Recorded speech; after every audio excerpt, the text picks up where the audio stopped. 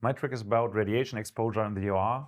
So to reduce radiation exposure in MIS surgery, I recommend you, when placing pedicle screws, firstly to define the level as you do it normally, then do the incision as big as so that you can fit your finger and the Yamashita needle at the same time in the wound, so that you really can feel where to place the Yamashita needle.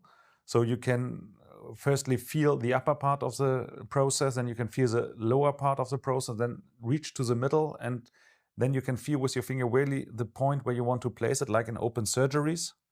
Then you can place the Yamashita needle first on one side.